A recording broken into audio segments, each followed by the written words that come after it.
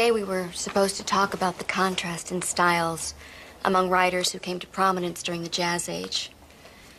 But at the moment, Hemingway and Fitzgerald seem pretty irrelevant to me. I'd like to share something with you I think is appropriate. Patsy, would you do the honors? Okay. The Buck in the Snow by Edna St. Vincent Millay. How strange a thing is death, bringing to his knees, bringing to his antlers the buck in the snow.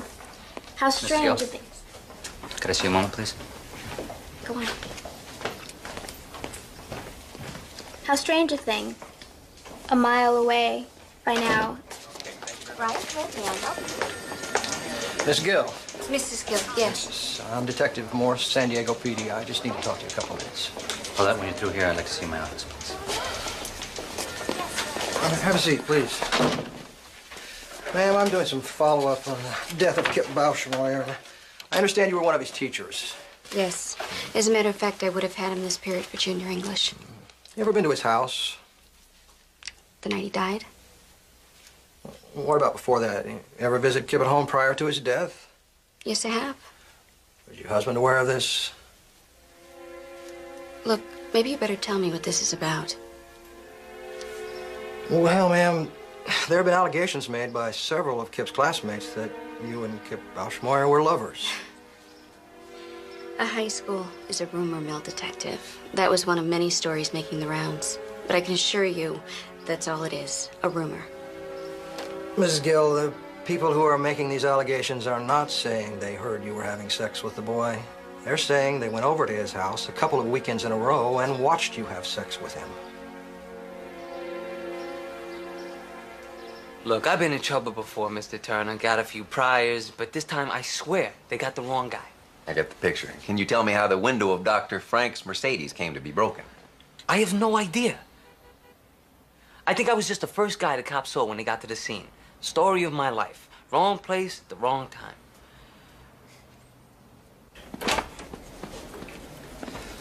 I'll call the DA's office, see what they're offering. Well, you got my number, right? I'll be in touch. Everyone's entitled to a defense, Doreen. Oh, I need you to hold down the fort for a couple hours. I'm having my boat painted. I want to be there when they take her out of the water. Wait. Roger Gill just called. He wants some representation for his wife. Who? Honestly, Owen, you really should start reading the paper again.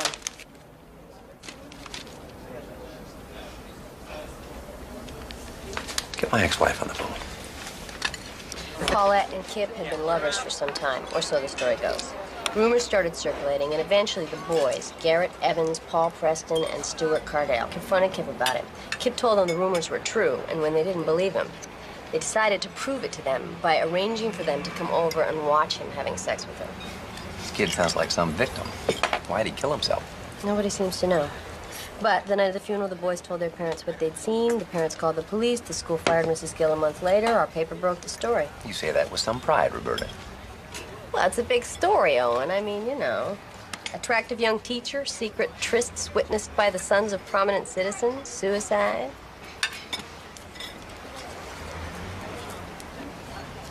Why the sudden interest?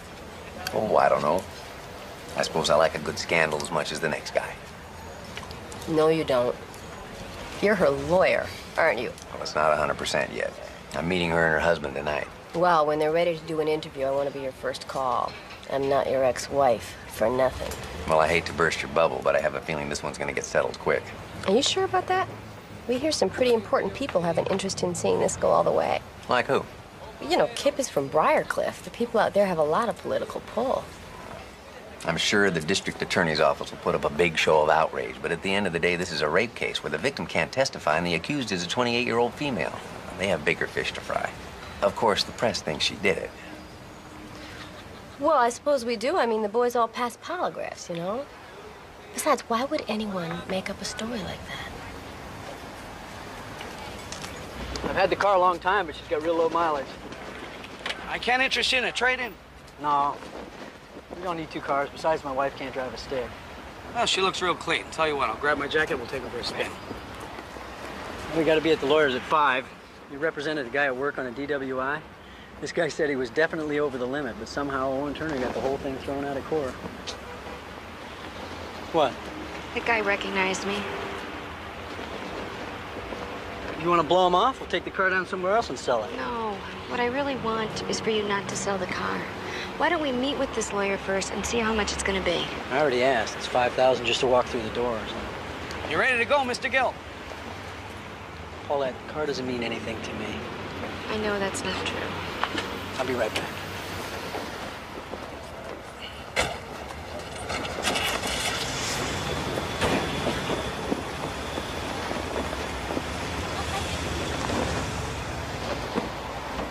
For those of you who have never had class with me before, let me tell you what you can expect. This is junior English. We're going to be studying some of the great works of Excuse me, literature. Mrs. Gill. This here is Kip Bauschmore. Hey, Kip. Oh no, here's trouble. Nice to see you too, Patsy. Hi. Just go find a seat. Go, now. I'm in love. I wonder if they like those jokes on unemployment, Bushmeyer. If I were you, Mrs. Gill, I'd separate him from his cronies. He's a lot less funny without an audience.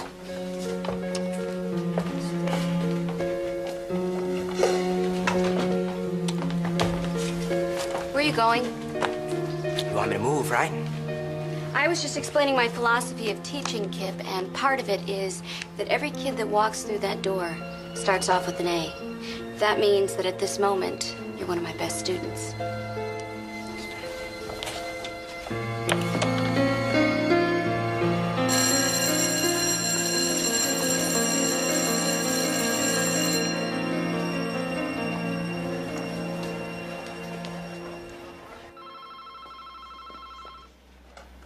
Law offices? I'm sorry, Mr. Turner's with a client at the moment. Mrs. Gill, on Friday you will be charged with 2 counts of sexual assault. Am I gonna have to spend time in jail? You will be out in an hour, tops.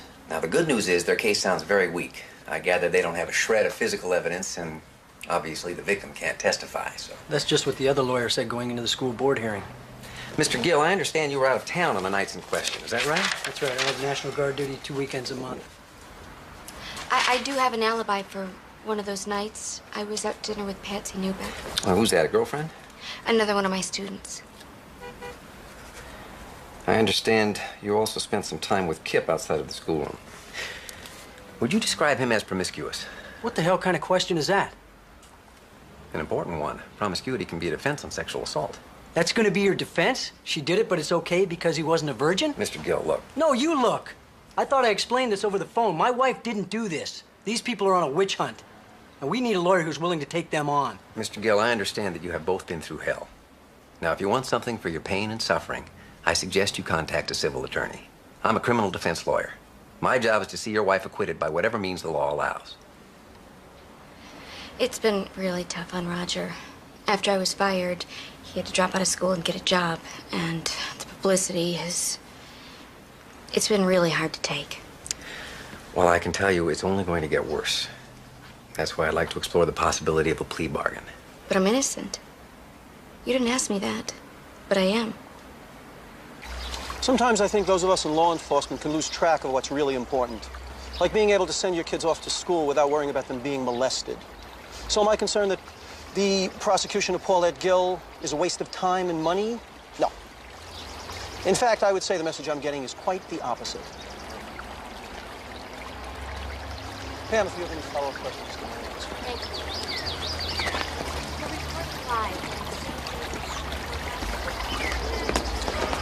you. Owen, do you know Earl Cleaver? He heads our sex crimes division. By reputation. Your reputation precedes you also, Mr. Turner. Shall we find a room?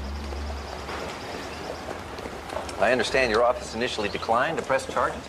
Only because of the difficulties associated with prosecuting without Kip's testimony. Since then, new evidence has surfaced that convinced us that this prosecution was warranted.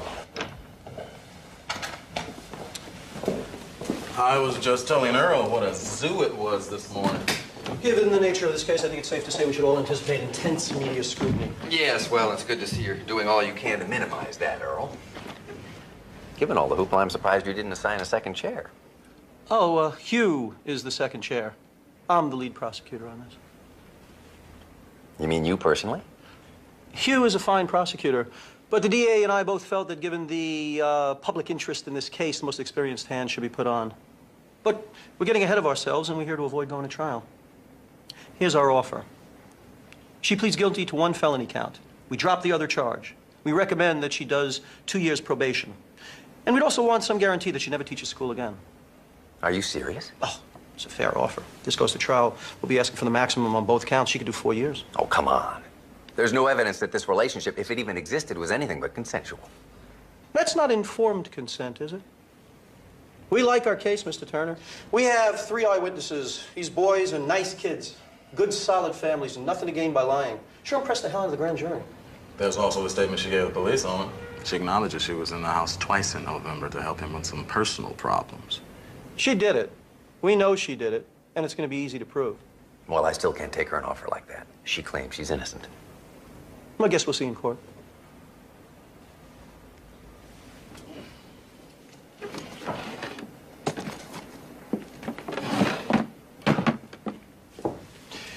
Is he any good? He was outstanding. Hasn't had a lot of trial work, though, lately. Burnt out?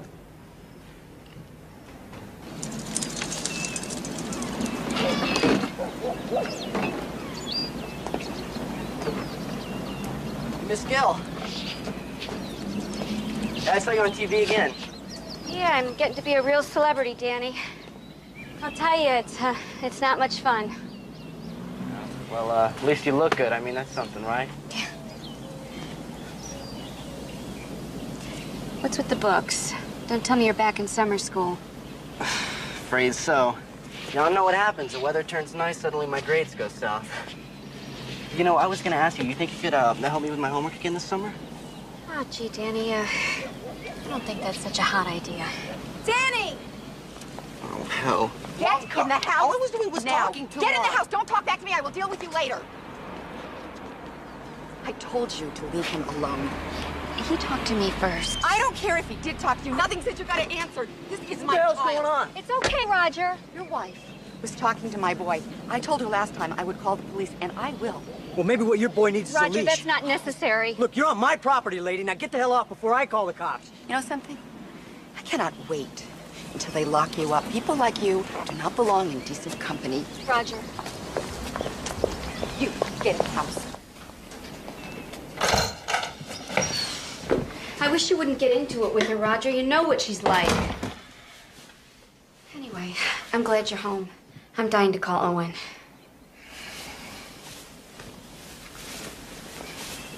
Trial starts in 8 weeks. You called him? That's right. I knew he wasn't gonna be able to make any deals. I figured I'd spare you the grief.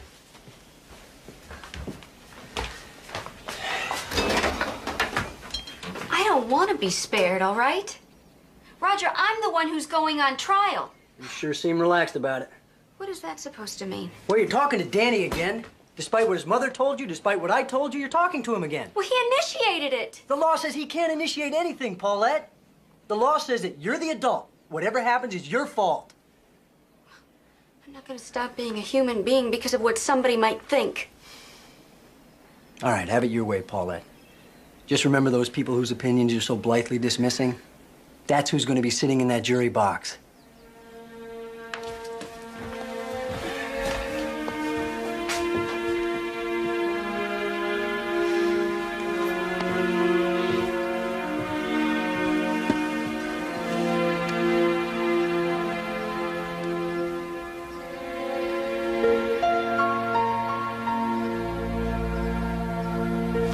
I hope your coach isn't going to give you grief about missing football practice. He doesn't have much choice. If I don't get my grades up, I won't be on the team. You know, Kip, you have a real flair for language. Your spelling, however.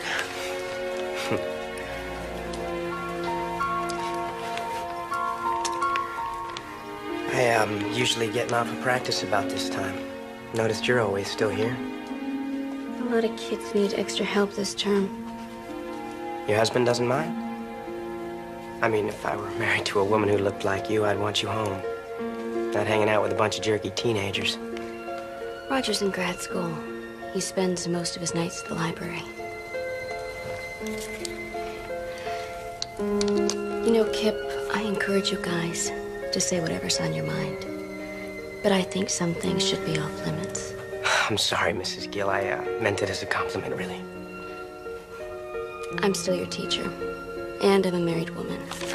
Don't compliment me too much.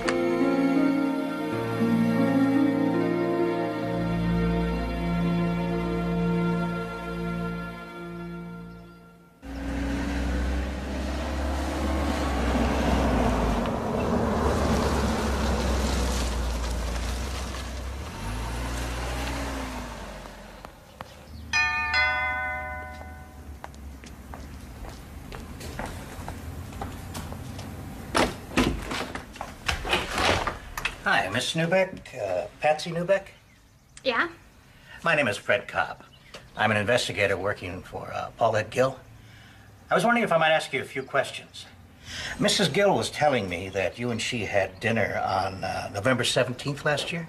We had dinner together lots of nights. There's not one that really sticks out. Sorry. Miss Newbeck, Mrs. Gill also told me that when she was fired, you went to the school principal and told him that these boys had to be lying.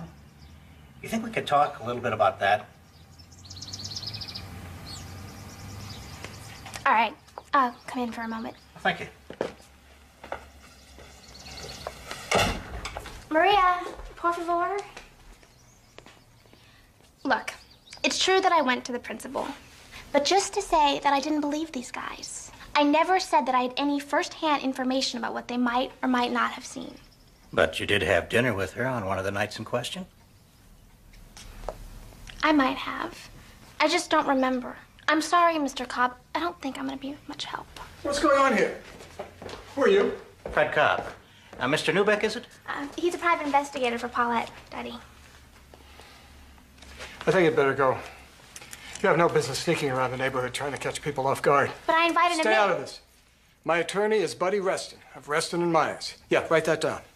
You have any more questions for my daughter, you give him a call. Oh, and thanks for your time, Miss Newbeck.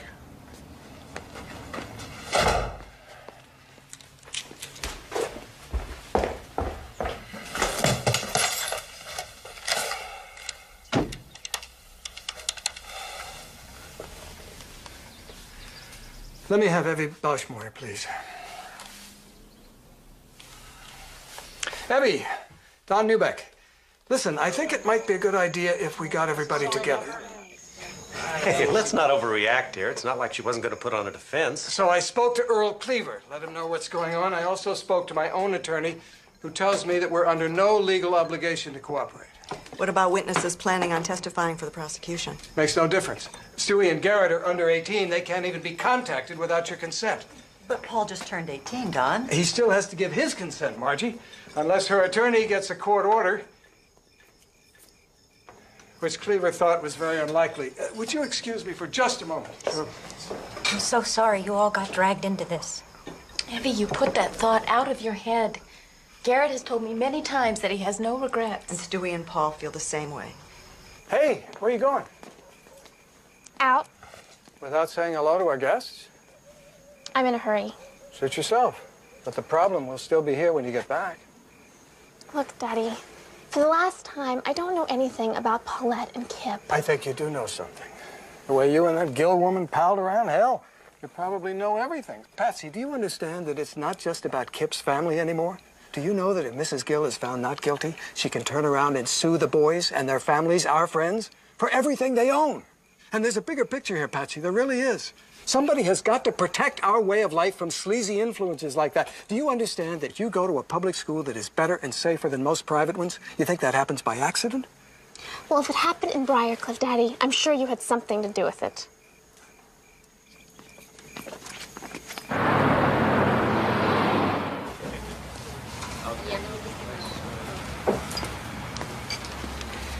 Owen?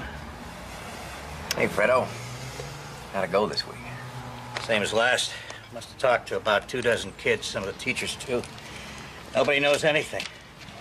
Did you get through the DA's file yet? Almost. And I'll tell you, they're not having the same trouble we are. I've defended murderers who didn't have this many people saying bad things about them.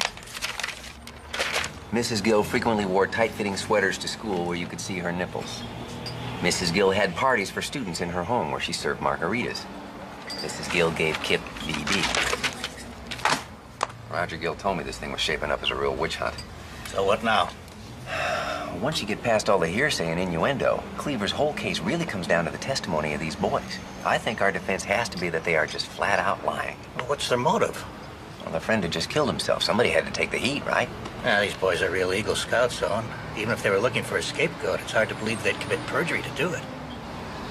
Kip died on Thursday. His funeral was on Monday. That gave him 3 days to cook this thing up. From now on, I want you to see what you can find out about where they were that weekend. Yeah, I'll do my best. I haven't seen you this worked up in quite a while, Owen. You know, I don't mind a fair fight, but these rich folks are ganging up on our client, Fred. That irritates me. They may be ganging up on her, but that doesn't make her innocent. You have doubts about that? She seems like a real nice lady. On the other hand, it's been my experience that there's usually at least a little fire at the center of this much smoke. I don't want you to be concerned about this lack of cooperation. It's not unusual. And Cobb will keep talking to kids right through the trial. Well, what about Patsy? She wasn't too helpful. But calling her presented certain problems anyway. Like what? She's not a perfect alibi. You could have had dinner with Patsy and then gone over to Kip's. And I think we want to soft pedal your extracurricular relationship with these kids as much as possible.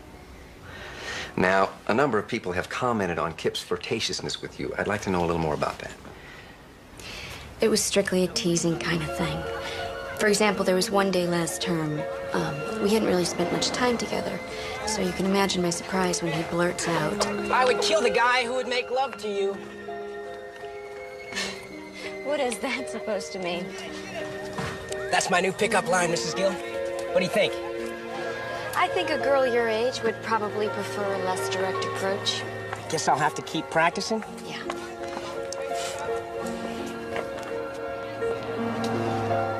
You never reported this behavior to anyone? If I reported every boy for every comment he'd made, I would have spent half my time in the detention office. I understand. But subsequently, you went to his home alone in the evening. Now, the prosecution can argue that you were responding to a sexual invitation from him. What nobody has mentioned yet is that there was another side to Kip. When he was alone with me, he was completely different. Serious, sensitive. That was the side I was interested in. I don't think he believed me. It's not his job to believe you. That pickup line business, you never told me about that either. You never told me he said anything that overt. Didn't I? No? I guess I was just embarrassed. I'm sorry. Listen, it's still light. You want to stop and get some coffee or ice cream or something? No, Paulette. I just want to get home.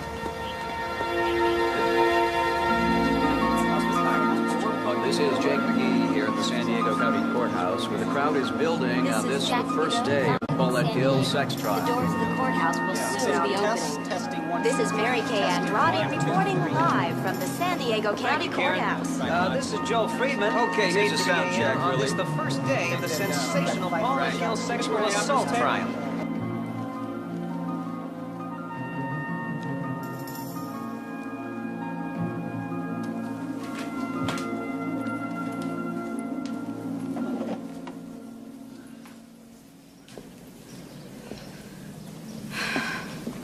Relax, Roger. We have plenty of time. I'm gonna wait outside.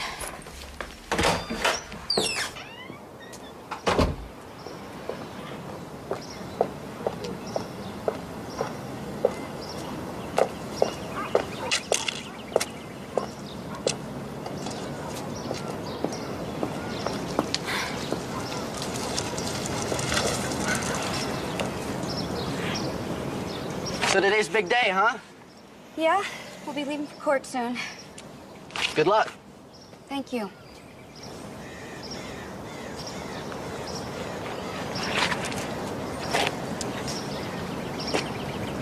So how's school? Well, actually, I'm running for student council. Can you believe it? Danny, that's wonderful. Yeah. I mean, it's just for class rep, but, actually, I gotta give a speech this afternoon. I had to come up with a platform and everything. You want to take a look at it? Oh. Now's not really a good time. Besides, your mom would kill me. She already left for work. Please, Miss Gill? It'll only take a second.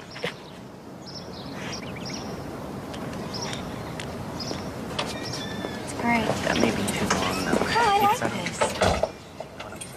And then if I could do a full Paulette, for crying out loud! It's all right, Rogers. Mom's at work. I'll just be 1 minute. Okay. But you know what's great is that you're in with Joe right here. So I'd like to tell you that I'm next week. And I'm going to end it here with one also. That's really good. Kids really respond to her, huh? Oh, yeah. My wife loves teaching Owen. She's got a real gift for it.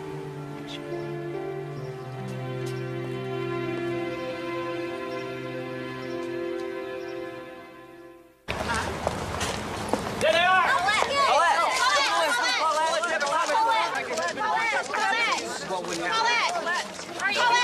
Raise your right hand. You swear the testimony you're about to give is the truth, the whole truth, and nothing but the truth, so help you God? I do. Would you state your name for the record? My name is Evie Bauschmoyer. I live on Bridle Ridge Road with my husband Wayne and my daughter Tracy.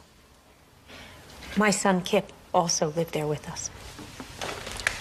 Mrs. Bauschmoyer, I know this is painful, but would you describe how you first learned that Kip had killed himself? I'd picked my daughter Tracy up from school. I had just finished grocery shopping.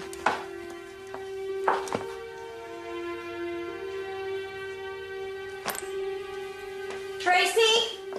Is your brother in his room? That boy skipped school again. I don't know what I'm gonna do with him. Tracy? Tracy?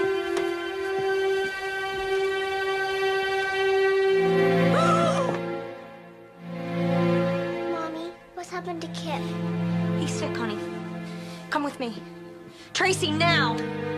Call a doctor. I called my office. I asked them to notify the authorities. I needed to deal with my daughter right then. And then I phoned my husband. Shortly after this, people began to arrive? Yes. By then, it had been on the news. Did you see the defendant, Paulette Gill, at your house that night? Yes, I did. And at Kip's funeral the following Monday, did you see her there too? Not at the funeral, no. But afterwards, there was an open house. I'm Paulette Gill, Mrs. Bauschmoyer. I had Kip for English. Well, thank you for coming. I know Kip wasn't very popular with his teachers. Well, maybe that's because they didn't really know him. I can tell you he was very special to me. She told you he was very special to her? That's what she said. No further questions.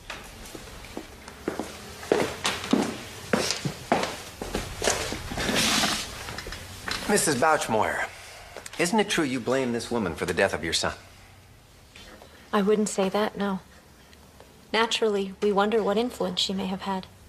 Isn't it also true that when the DA's office initially declined to file charges, you called persistently until that decision was reversed? My son had been molested, Mr. Turner. How do you know? I have the word of people I trust.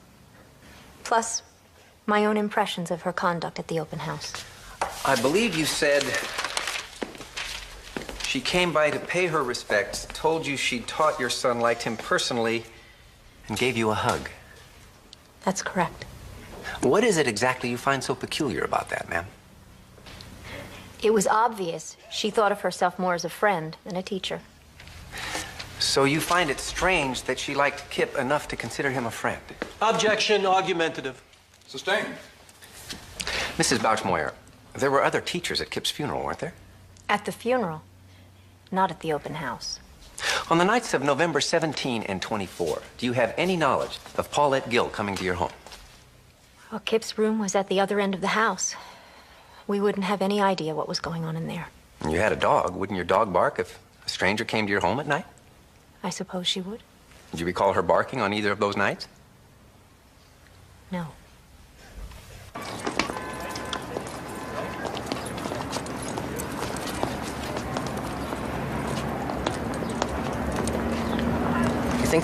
You think they'd at least send someone out to let us know what's going on, you know?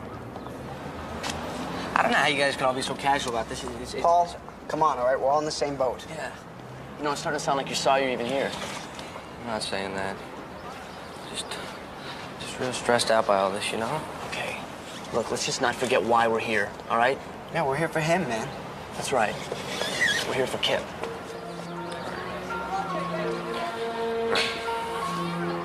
Come on. I don't believe it, not for a second. You saw how she was with me just now. The same way in class, always looking at me. Ask Paul. She's like that with everybody. No, she's Right. not. Look, I knew she was interested in me from the beginning. One night I hit on her, and she's like, oh no, I'm a teacher and I'm married. So I figured I was wrong.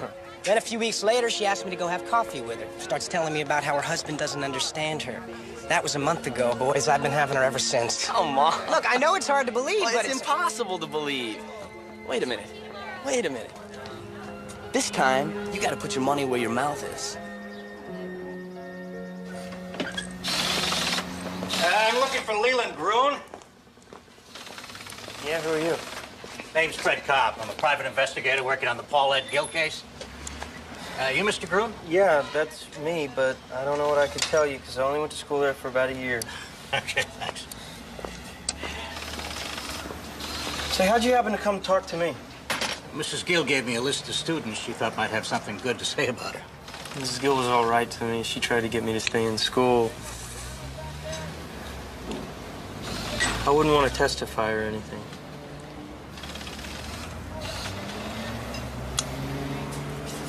Come on.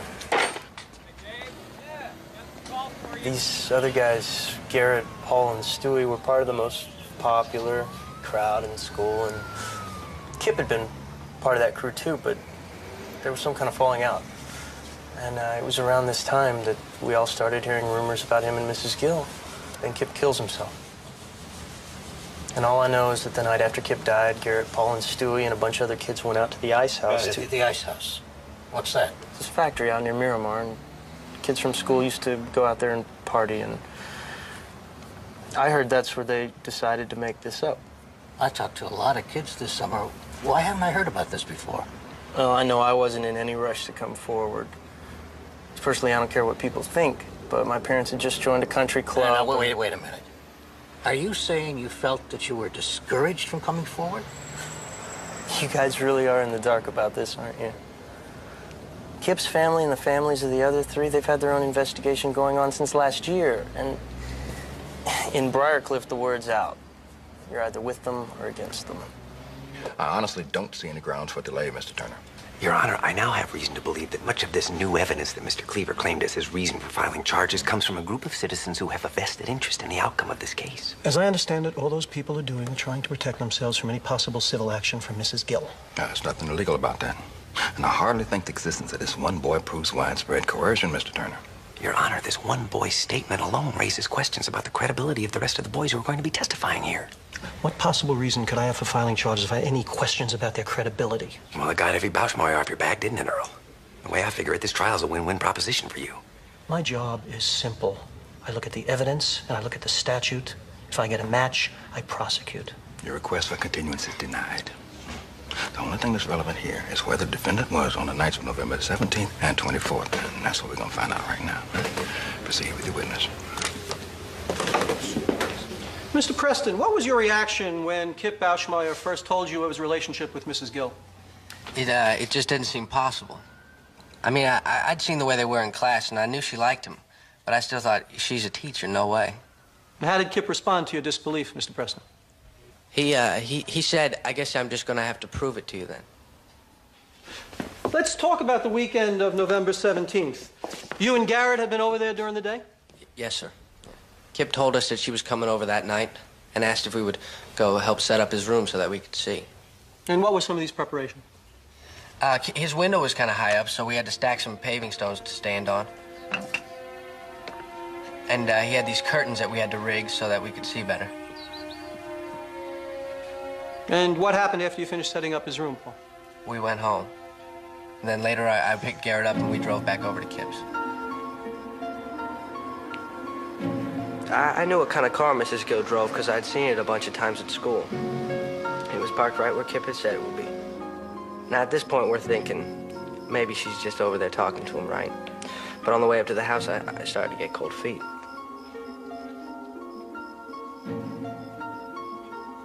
I said I didn't want to go, so Garrett went first.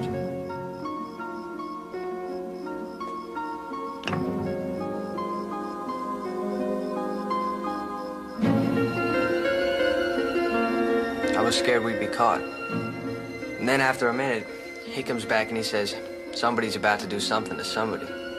And that's when I went up to the window.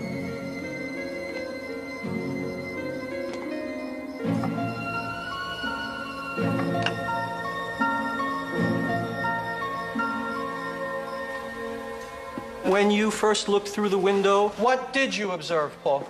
Exactly. I saw my best friend, Kip Bauschmoyer, and my teacher, Mrs. Gill, having sex.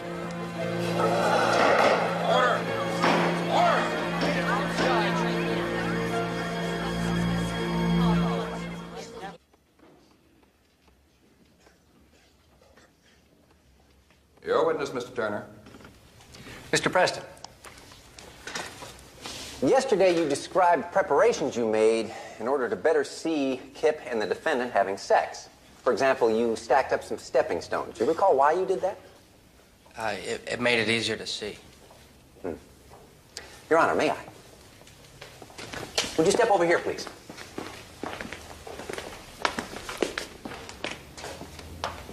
Right here. Now, I want you to imagine that the jury box is Kip's bed. Earlier, some photos were introduced indicating that the bedroom window is 5 feet from the base of the house. How tall are you, Paul? I'm 5'10". 5'10". Now, I want you to look at the jury while I measure out 5 feet.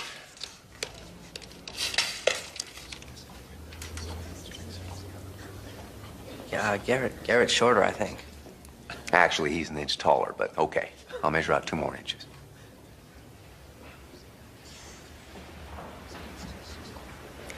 I'd like the record to reflect that I measured out 5 feet 2 inches, and yet Mr. Preston can still see the jury easily over the top. Can't you? Yes, sir. Thank you. You can sit back down.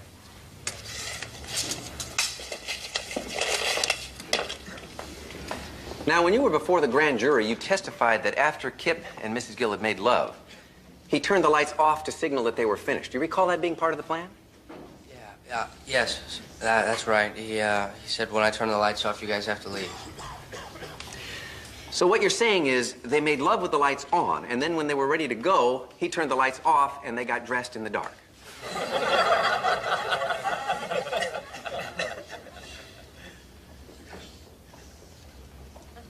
Yeah, well, maybe a lot of the stuff we did wasn't necessary, but it's not like any of us had any experience with this kind of thing. That'd be one explanation. Another might be that you guys made up the story and then never got around to going over to Kip's house to see if it checked out. That's not true. And we never discussed this among ourselves until after we gave our statements to the school. Have you ever heard of a place called the Ice House, Mr. Preston? Yeah, I've heard of it. It's a place kids from school used to hang out sometimes. And weren't you hanging out there the weekend after Kip died, along with Garrett Evans, Stuart Cardell, and several others? Yeah. Yes, sir. I suppose we were. Yeah. And Kip had just committed suicide, and yet the subject of what you had all witnessed between Kip and Paulette Gill never came up. Is that your testimony, Mr. Preston? Mr. Cardell, could you please tell us what happened on the weekend of November 24th? The weekend of November 24th, Paul and I were staying over at Kip's house. His parents had already gone to bed. We were just getting ready to watch video when the phone rings. And what time was this? About 11:30. So Kip's on the phone for a couple minutes. When he gets off, he's got this great big grin on his face. And he says to Paul, it's on again for tonight. At that point, they told me that Mrs. Gill and Kip had sex the weekend before. And what did you think of all this, Mr. Cardell? I believed it. I had her as a teacher. You could say I'd seen her in action. Order. Let's leave the humor to the lawyers, Mr. Cardell. Please proceed. So anyway, Paul and I go outside to wait. About 10 minutes later, she shows up. I watch for 45 minutes, maybe.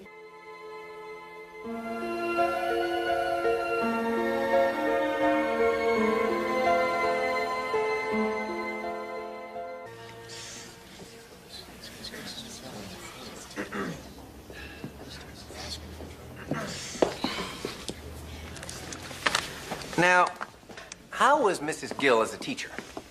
She was okay. She actually went out of her way to give you a lot of extra help, didn't she? Yeah. Did she ever make any sexual overtures to you? No. So when you say that her actions contributed to your conclusion that Kip and Paul were telling the truth, what are you talking about? It was just a feeling I got. After Mrs. Gill left, did you guys talk about what had just happened? You know, I don't think we ever really talked about it until after we gave our statements to the school. You mean even at Kip's funeral? And when you were all together the night he died, you didn't talk about it? I don't believe so. What about when you were all out at the ice house, Mr. Cardell? No. But you were out at the ice house together, weren't you? He's killing us with this ice house business. Yeah, we were there. No further questions. Let's hold Garrett back for now. I want to interview him again. I want you to call Don Newbeck, tell him it's time to fish or cut bait. Got it. Any redirect, Mr. Cleaver? Sorry, Your Honor. In view of the hour, Your Honor, the state requests a recess until tomorrow.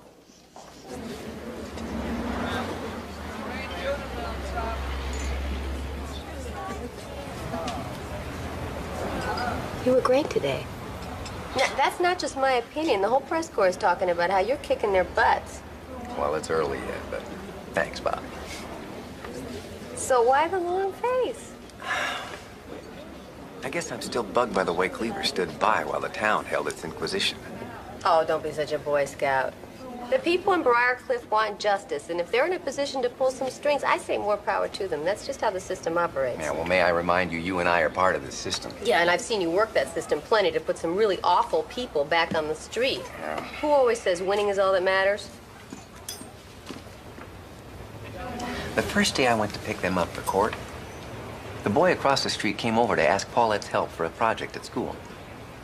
I mean, here she was about to enter the arena, yet she was willing to take the time to help some kid with his homework. That's when I knew. This woman cares too much about teaching to get involved in anything like this. I think you're being a little naive about her. I mean, even nice people can rationalize almost anything in the name of passion. Look at us.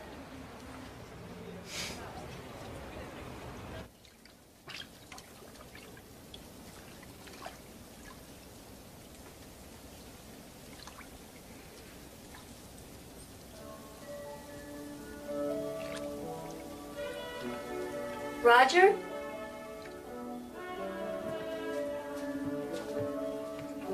Roger?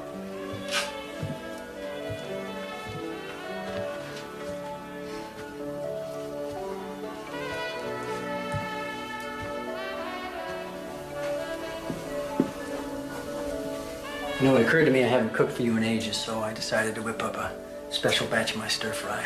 Come here. This is really sweet of you. Like it? Sit. Thank you. Just go in.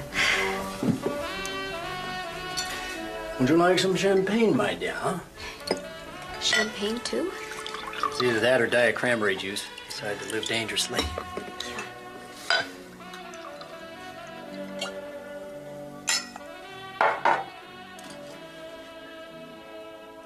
I really appreciate the thought. But I don't think I could get down a bite of food. Well, maybe what you need is to work up a little appetite. Huh? Come here. You look beautiful. Oh, stepping on your feet, am I?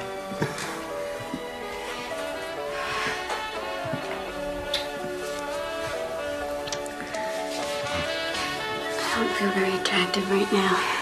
Oh, you are, believe me.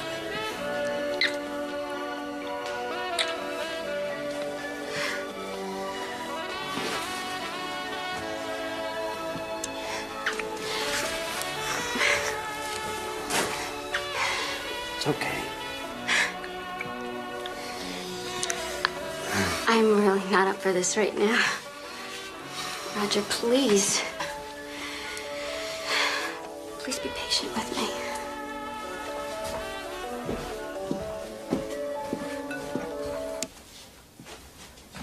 As the boys' vice principal, it was my decision to transfer Kip Bauschmeyer into her class. Miss Gill ran a somewhat informal classroom, but I thought the boy might do better in that environment. Did he? At first he did. But then I kept hearing that she was keeping him after class a couple times every week. Objection. Your Honor, this is blatantly misleading. There is no offer of proof that anything but studying went on at these after-school sessions. Let me see you two lawyers up here right now.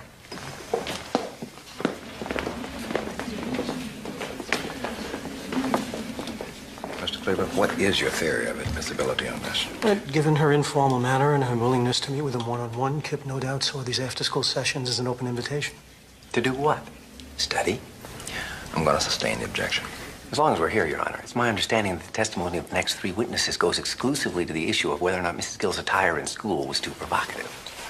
Again, Judge, it's our contention that her relationship with Kip was just part of a whole range of unacceptable conduct. Perhaps. But I'm not going to allow her to be convicted of sexual assault based on what she wore to work. Now, do you have any other questions for this witness? No. Step back.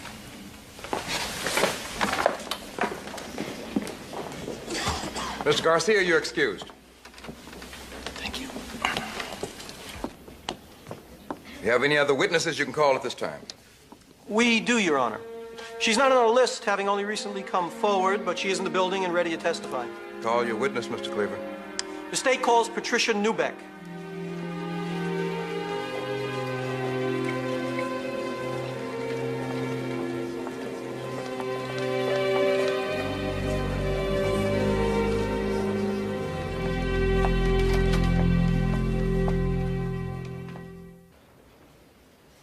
Please proceed.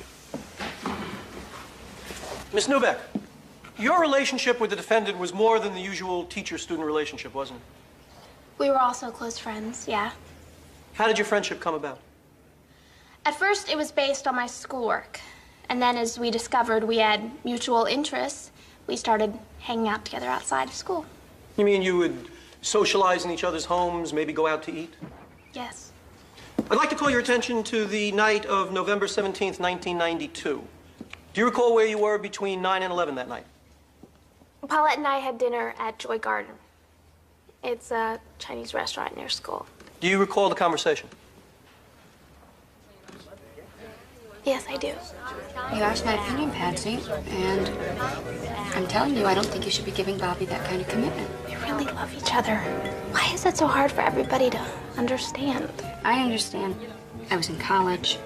I was dating Roger. I was in love. And now here it is a few years later. And people don't always evolve in the same direction. God, Paulette, you and Roger aren't having problems, are you? I love Roger, but I don't think either of us really... She went on to say that since Roger had started grad school, he had gotten totally caught up in his work. She said he was distracted and losing interest in her. And had another complication in the Gill marriage developed at this time? Yes. Paulette told me she might be falling in love with Kip Bauschmeyer. Did she say what those feelings were based on? Kip was crazy about her. He was always interested in everything she had to say. Was it your impression that those feelings had been acted upon? That's how the subject came up. Paulette had a date with Kip that night, and she wanted me to cover for her. If my teacher looked like that, I probably would have killed myself, too. You know what she said when they caught her? No, what's that? Just cramming for an exam. What are you, crazy? Just two more questions. Would you say you were also close friends with Garrett Evans, Stuart Cardell, or Paul Preston? No, I'm not friends with their group at all. Have you ever been to the Ice House? I don't even know where that is. Thank you. No further questions. Miss Newbeck, you knew Kip Bauschmeyer pretty well, didn't you? Our families were close, yes. Initially, you were one of Mrs. Gill's strongest supporters. You told the school principal, your parents, anyone who would listen, that you thought Paulette Gill was not guilty of these charges. That's true. What prompted you to change your story?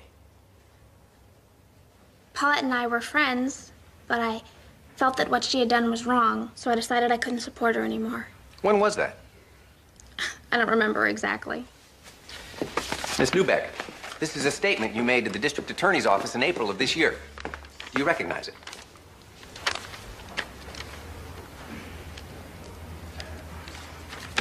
Yes. And you told the district attorney's office you had no relevant information, didn't you? Yes. And when my investigator, Mr. Cobb, spoke to you last July and asked you about having dinner with Mrs. Gill, what did you say? I told him I couldn't remember. Miss Newbeck, let me direct your attention again to your April statement. What did you tell the DA was your reason for accepting the interview? Shall I read it to you, Miss Newbeck?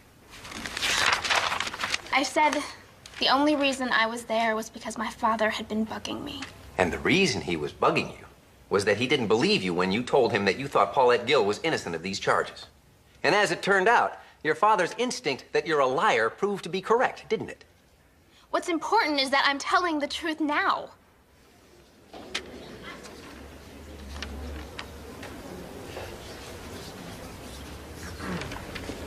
No further questions.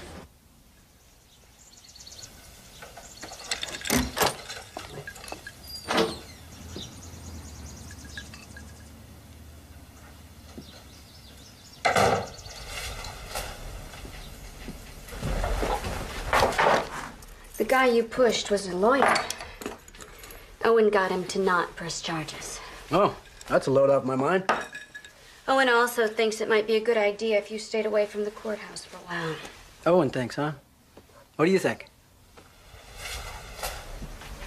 That depends on whether you think you can control your temper, Roger. There was no loss of control, Paulette.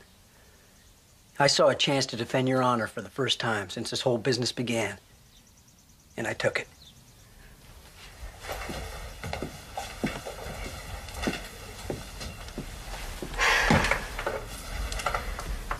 If you'd like to listen, I'd like to try to explain about Patsy. Discuss our problems with her or not?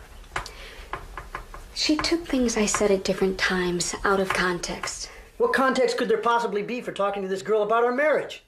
You know, I never liked the way you were with those kids. How accessible you made yourself. But I didn't say anything because I figured that was your call. And because I never dreamed that what you were sharing were intimate details of our family life, Paulette. When kids come to you, asking advice and sharing their secrets, you find yourself responding in kind. Is that such a crime? That depends on how far it went, I guess, huh? Are you asking if it's all true? No, but when they say you didn't keep your distance, they're not wrong, are they? You did cross over the line, and you brought this down on us as surely as if you had slept with him. Maybe it's not such a bad idea if you did stay away from court. Well, I wish I didn't have to go to court, believe me. Our friends in the press, they'd have a field day. I don't care much about appearances right now. Well, I do. I'm not going to give those bastards any satisfaction. Let me spell it out for you. I don't want you there anymore. If that's the only reason you have for coming.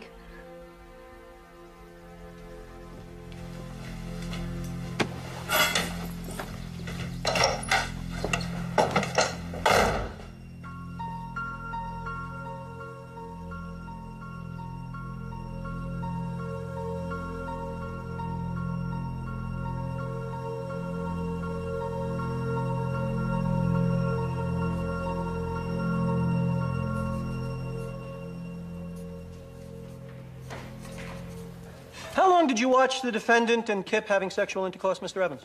About a half hour, of which I was at the window maybe 10 minutes altogether.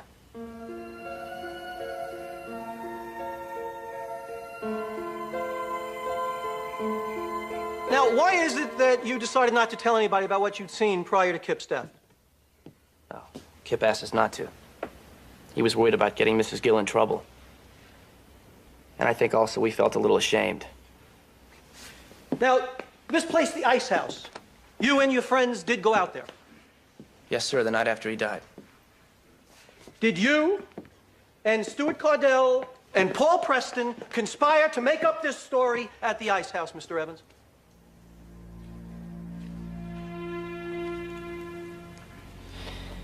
That would have been impossible, sir. We went to the Ice House on Friday. By then, I'd already told my mother and some other police officers what I knew. No further questions. All Garrett's testimony really proves is that he was the first one to tell the story. We can argue that he was the ringleader, but it hurt us. And as for Patsy Newbeck, Can't we call Leland Gruen? unfortunately, his story about the ice house isn't a first-hand account and wouldn't be admissible. Cobb can't find anyone who will admit that they were actually there. Paulette, this whole thing is going to come down to your testimony. So I want you to really focus on that. When you get up there tomorrow, I want you to tell your story simply and straightforwardly. Do that, and I think the jury will believe you. Will they? You didn't. Maybe I've just defended too many guilty people. But I have to believe that when that jury really looks at you, they'll see what I saw when I finally opened my eyes. An innocent woman falsely accused.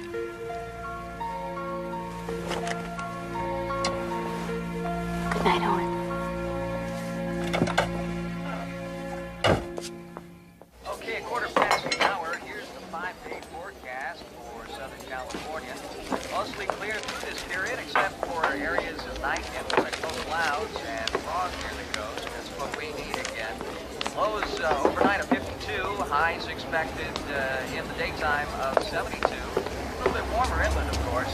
And looking ahead now for the next 5 days, we expect temperatures to remain in the mid-70s with some rain likely early next week.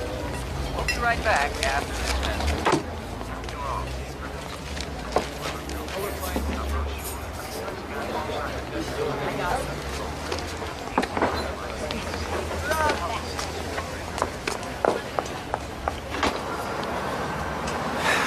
Mr. Gill, we haven't met. I'm Roberta Rosen with the San Diego Ledger. You media people seem pretty chummy with Mrs. Boschmoyer. Ever ask her what she's doing here? Witnesses aren't allowed in the courtroom, but she comes to the courthouse every day. Ever ask yourself what it means? I think it helps her cope with the loss of her son. I came out here to give you equal time. Yeah, well, our lawyer advised us not to speak with the press. Then you can't complain about the kind of press you're getting, can you? And that's it, huh? You think saying that absolves you of responsibility? You think there's some questions we ought to be asking? How about asking what I'm doing here? Why would I possibly stick by Paulette if there was any truth to these charges? Well, you haven't been sticking by her lately, have you? Your attorney told us you came down with the flu. You seem pretty healthy to me. You know, maybe I haven't handled myself as well as I could have. But I'm not a public figure. I'm just a guy that sells computers. And my wife is a woman whose only plan in life was to get married and raise a family and teach school. Before you make any judgments about us, why don't you ask yourself what your life would look like if it was put under a microscope? I love my wife, Miss Rosen. Excuse me.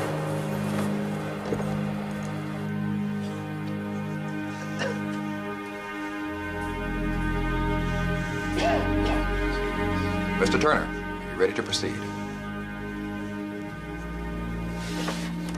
The defense calls Paulette Gill.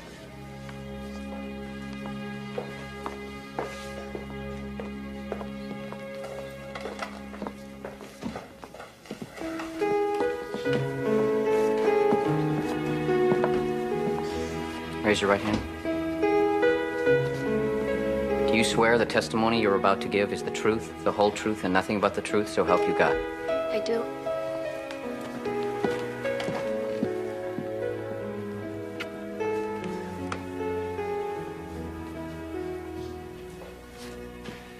Mrs. Gill, why did you decide to become a teacher?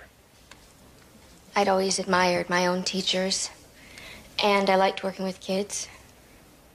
And how long had you been at Briarcliff High School when you met Kip Bouchmoyer? About 2 years. We heard testimony that the decision to transfer Kip to your class was based on the idea that you and he would have a rapport. Is that your recollection? Not really. I think it had more to do with the fact that I was the most junior member of the department, and Kip had a reputation of being a troublemaker. Was that reputation well-deserved?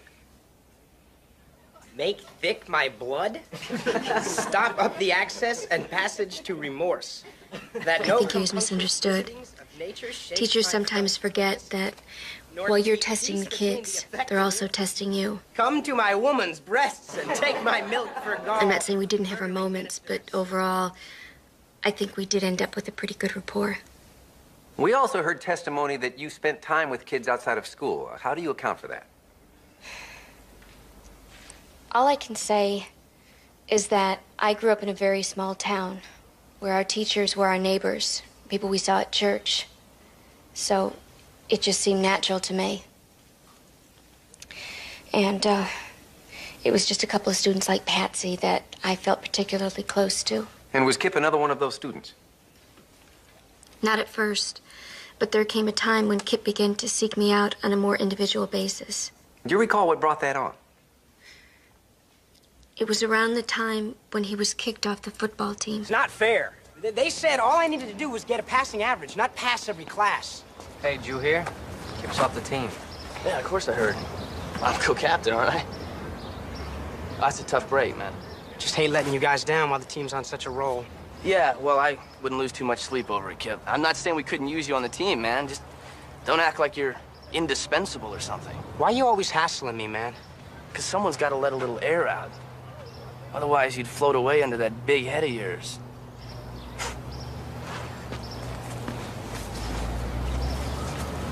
Guys, let's go. Blim said he'd give us a ride.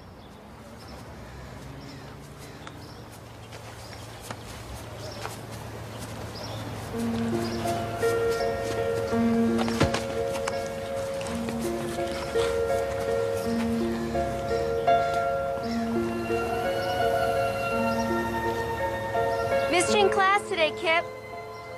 Hey, Miss Gill. I had to go down to the principal's office, get this thing with my grades straightened out. I told him what he needed to do was get some more teachers like Mrs. Gill. If they were all as pretty as her, the whole football team would be on the honor roll.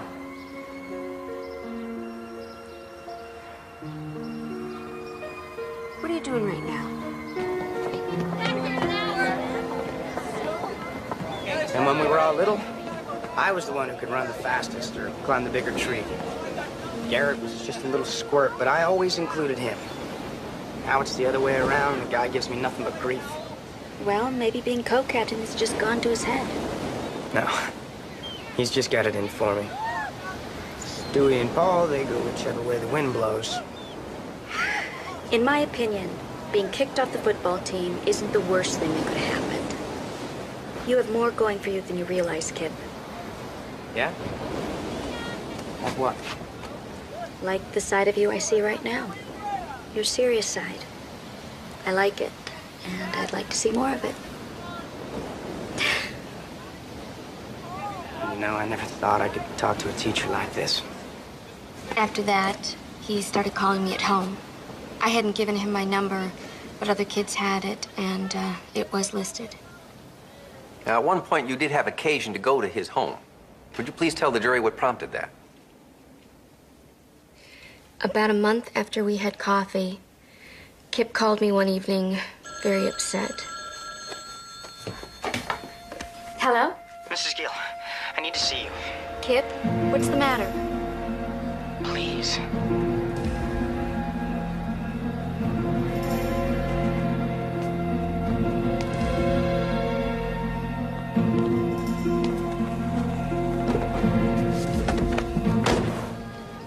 So when they thought my grades were going up, they bought me a car, right? You saw it in the driveway. Then I didn't do too well on my midterms. Now they're gonna take the keys. Do you even have your license yet? That's not the point. I mean, it's just something else for them to hold over my head. Meantime, Paul had a big party. Never even called me. Life's a mess. I don't get a car. Might as well go into exile.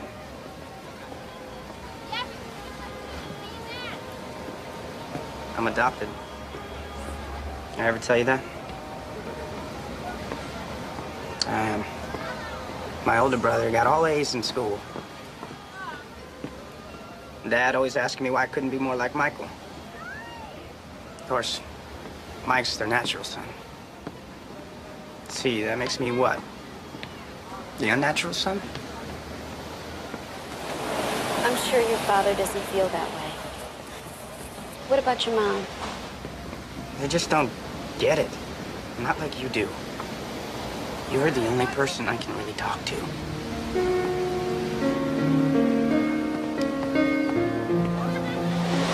All I can tell you, Kip, is that it gets better. Eventually, you'll be out on your own, and the cars, and your parents. And what your friends think will seem pretty unimportant. Just don't know if I can wait till then. Let's talk about January. You began to hear rumors that you and Kip were lovers. What did you make of that? When you're around kids that age, you hear a lot of wild stories. But then somebody told me that Kip himself was the one who had started the rumors. And how did that make you feel? Used, betrayed. When I asked him about it, of course he denied it. And why didn't you report him to the principal, Mrs. Gill? At the time, I thought if I spoke to him myself, it would put a stop to it. Did it? No. I learned later that he continued to tell his friends that we were sleeping together. Paulette knows you're Until finally there was a confrontation. You say a word to What are you anybody. gonna do, Kip? Hit me? What are you gonna do, Kip? She just called you a liar. You're not gonna let her get away with that, are you? She can say whatever the hell she wants to say. It's true about me and Mrs. Gill. You guys all saw the proof. This is your proof? A pair of women's underwear you could have bought anywhere? Hey! Whoa! These have that freshly bought look, now, don't they? give me those. Gary, Oh, hey! Give them to me. Yeah, right. Give them to me. Hey, Give them. teach his underwear. Give them to me. Oh, hey, I'm Give me those. Give them to me. Stewie, give me them. We always knew you were full of crap anyway.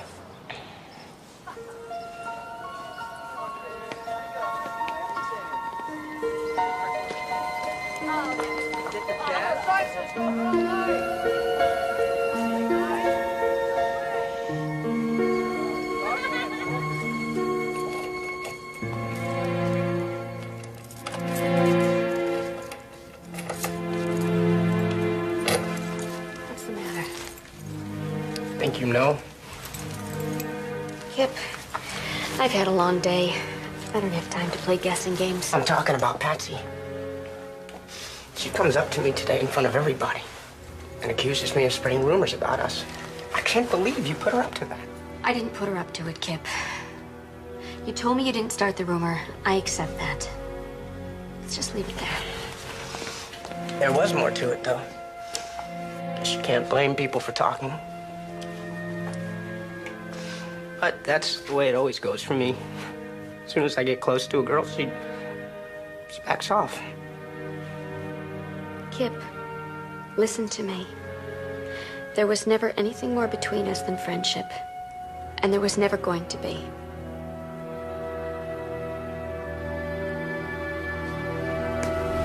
That's great, Miss Gill. Are you saying that I'm not even a little bit special to you?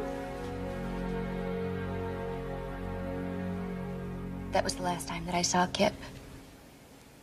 And 3 days later, he killed himself.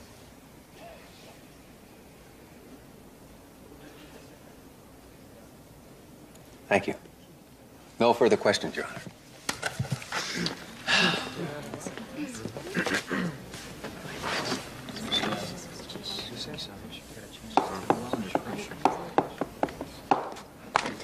So it's your testimony that you never had sexual relations with Kip Bauschmoyer. Yes, it is.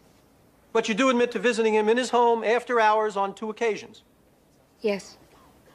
Oh, it's an interesting coincidence, wouldn't you say? These 3 boys say you went over there twice. You say you went over there twice. Can you account for this similarity in both stories? No, I can't. All I can figure is that maybe Kip told them that I had been over there as part of his proof that we were sleeping together. Do you deny having dinner with Patsy Newbeck on November 17th? Not the way she described it. We had dinner, yes. Oh, I see. So once again, only the sex part is a lie. Your Honor, I think we can all do without Mr. Cleaver's sidebar editorializing. I agree. Watch your tone, Mr. Cleaver. Sorry, Your Honor. Mrs. Gill, about these problems you say you were helping Kip with, you have some training that qualifies you to counsel troubled kids? No special training, no. The school has guidance counselors, don't they? Couldn't you have referred Kip to one of them? Or told his parents that he was having difficulty? Some of his problems had to do with his family, Mr. Cleaver. So no, I didn't think that was appropriate. And when you realized Kip was developing romantic feelings for you, you also declined to tell anyone in authority. Was that because you were afraid of being asked what you'd done to lead him on? Perhaps that was part of it? Because you had led him on? Because women get asked that question a lot. Mrs. Gill, let's talk about the second time you went to visit Kip at his home. I noticed you didn't have much to say about that on direct examination. There wasn't much to tell. It was pretty much the same as the first time. He called me. He sounded upset. I picked him up. We drove around. When he calmed down, I brought him home. Mrs. Gill, your own testimony proves this was a far different encounter. Because by then you knew that this young boy was interested in a lot more than hand-holding, didn't you? Yes, I knew he had a crush on me. And yet you went to see him anyway. You, a married woman, a teacher. This student calls you, and you rush right over there. You drop whatever you're doing. Now, would you do that if you didn't have some feeling for him? He sounded like he was in trouble, Mr. Cleaver. No, Mrs. Gill. I submit you went because you cared for him, too. All right, Mr. Cleaver, I admit it. I cared. It's hard not to care about a kid who wants to be liked so much. And yes, looking back, I think that maybe it wasn't the greatest idea to go over there. But at the time when he called me, begging me, please come, Mrs. Gill, you're the only person in the world I can talk to, I didn't stop to think, Your Honor. Gee, what's everyone gonna think? I just went. Your Honor. I cared. Mrs. Gill. I thought good teachers were supposed to care. Gill. It's enough now. Mrs. Gill, do you need a moment? I can go.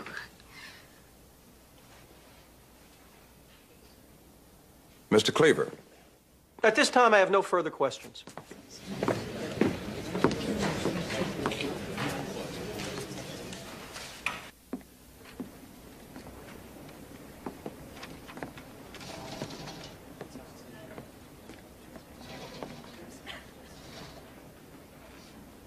Ladies and gentlemen, during jury selection, I asked each of you what you thought we should expect of our teachers. Each of you indicated that you expected teachers not only to teach, but also to be role models, to provide examples. Measuring from that standard, it's clear that Paulette Gill failed in her responsibility to the students in her care. She claims she drew the line at intimacy. But 3 young men from this town say otherwise. The defense has not produced a single witness who can explain what would motivate 3 boys of outstanding reputation to come in here and lie to you.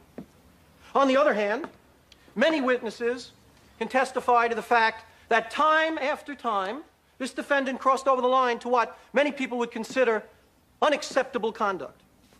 She herself admits she met with Kip repeatedly outside of school. Is it possible that this attractive, sexually sophisticated woman did not comprehend the effect this would have on an inexperienced young boy? Let us send a message that in this town, traditional standards of decency are still the measure of behavior, and that those who don't adhere to those standards will be punished. If you apply common sense as well as the law, I am confident that you will conclude that Paulette Gill is guilty of sexual assault. Thank you.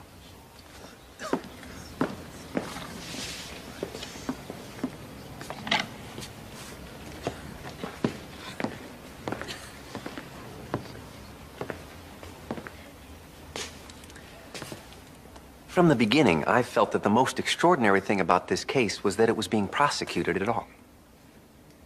She was intimate with him. That's what they say. Maybe Kip and Paulette did have a kind of intimacy, the kind that occurs when one person reaches out to another person and says you're not alone. And the state has suggested that this case represents a sign of the times. I agree. I think that the prosecution of this woman suggests that we have reached an age when simple human kindness is so rare that those who act out of it come under immediate suspicion, particularly by the people who, in this case, were unable to do what Mrs. Gill was able to do. Reach this boy. And it is my opinion that they want to blame her for his death because their only alternative is to blame themselves.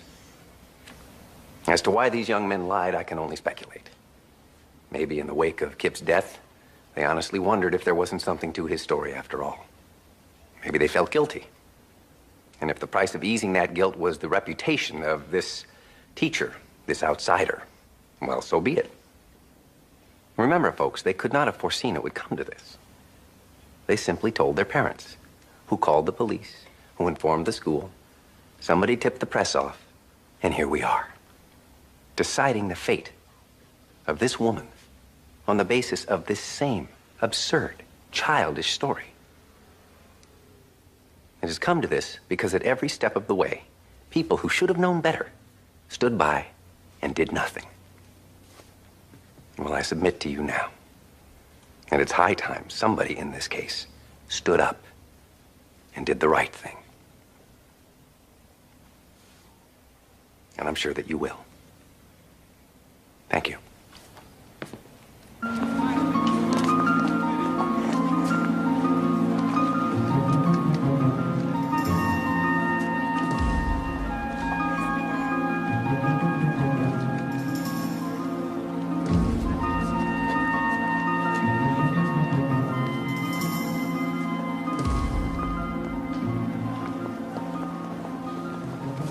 Relax. They have 2 weeks of testimony to go over. I'll be very surprised if we hear anything before tomorrow. Paulette, I've just been informed by the Bouchmoyers attorney the Bouchmoyers are filing a civil action against me. On what grounds? I haven't had a chance to go through it. I'm sure they've cooked up some theory of how Paulette deprived them of their son. Paulette, now this is really a nonsense suit. No, it's not. This thing is never gonna end. It's all right. No, it's not. I love you, Paulette. We'll get through this. I'd just like to say that money is not the issue here. My concern is that this woman not be allowed to teach anywhere else. My son Kip is gone. But what about the other kids that are still out there? What do they have to look up to? What are their teachers representing to them? Mrs. Bouchmoyer, isn't this lawsuit a little inconsistent with your testimony last week when you said that you did not blame Mrs. Gill for Kip's death? Well, since then, new information has come to light. Mrs. Gill's own testimony shows that such an influence existed. Ma'am, are you just looking for a scapegoat? That's not the kind of people we are. Jury's back. Let's go. Hurry up, go back. Hurry up, let's go. Michael, come on, let's get it go, guys. All rise.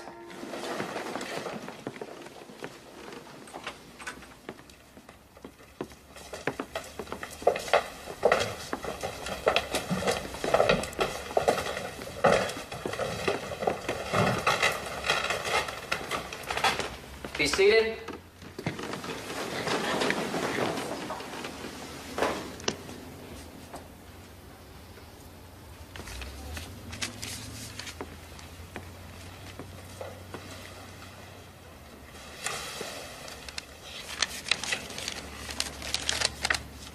What do you suppose it means, jury only being gone an hour? It means they had their minds made up before they went out.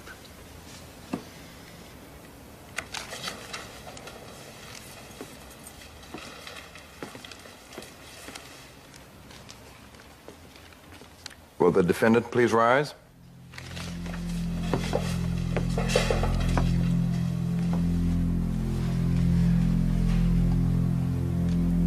Madam Foreman, have you reached a verdict? We have, Your Honor. In the matter of the state of California versus Paulette Gill, we, the jury, find the defendant Paulette Gill not guilty.